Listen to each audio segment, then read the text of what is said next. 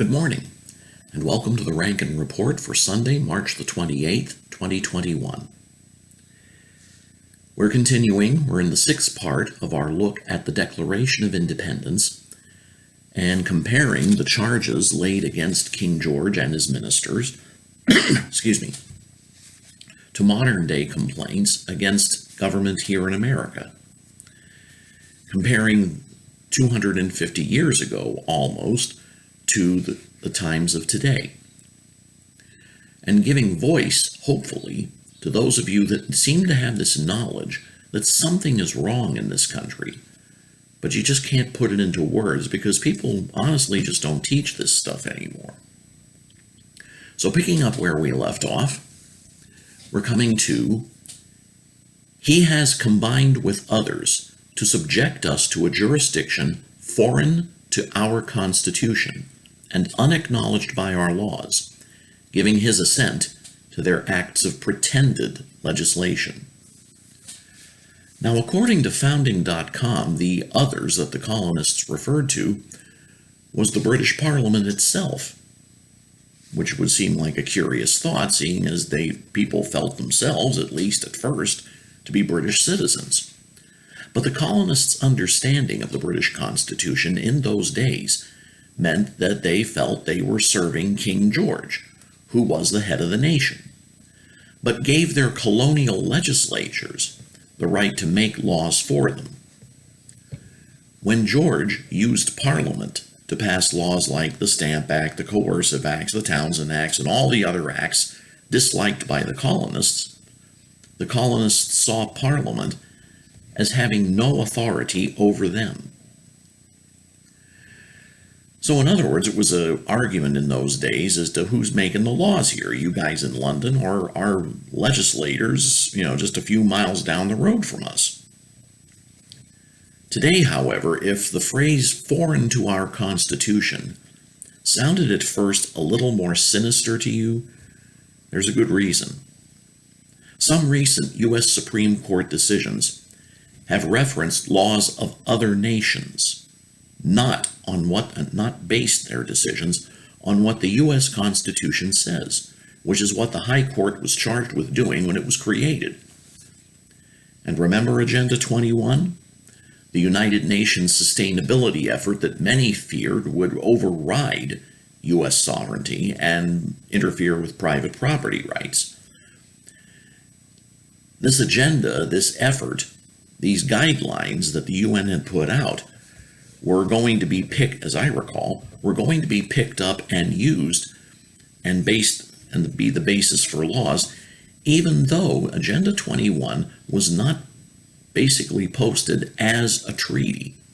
It was not declared to be a treaty. And if it was a treaty, then the adoption of the principles of Agenda 21 and the guidelines under the Constitution would require ratification from the United States Senate. So the whole point was, we're not going to call it a treaty, so we don't have to go through all the cumbersome stuff of getting the people's okay for this through their elected representatives. The threat is to have nations and organizations of nations other than the United States write laws and policies for America that, once again, the people have no say in their adoption or their creation.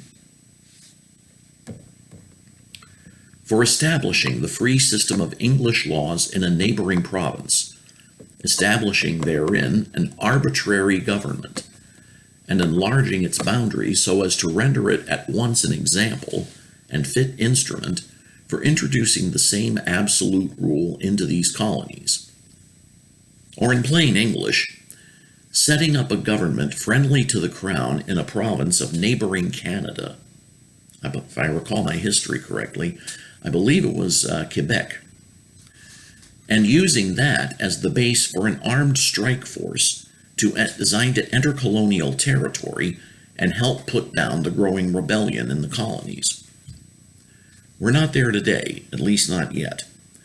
However, on the heels of the previous complaint, every so often some people see the presence of vehicles either being transported or driven in convoy bearing the initials of the United Nations, or learn of the presence of soldiers from countries not exactly friendly to the U.S., here for training of some kind.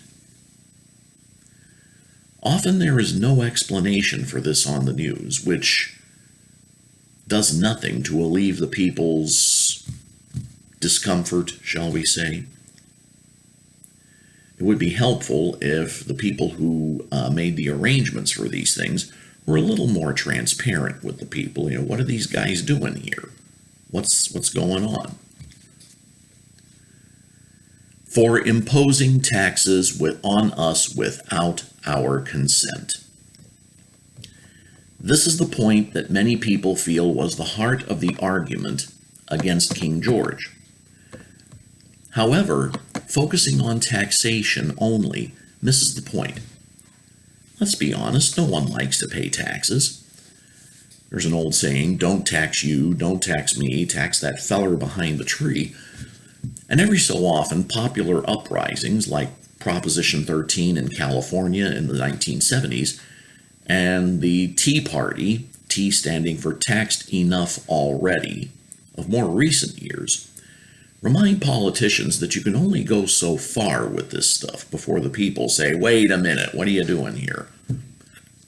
The main point, however, is one of representation, as it has been with a lot of these other complaints. Letting the people have a say in how government does things. That idea spread in the colonies from mere taxation to just about everything Parliament did with the colonies, often using the word imposed to mean set down arbitrarily without so much as a hi, how do you do from the people that were affected by it. Today, the people increasingly feel that they have no say in what the government does,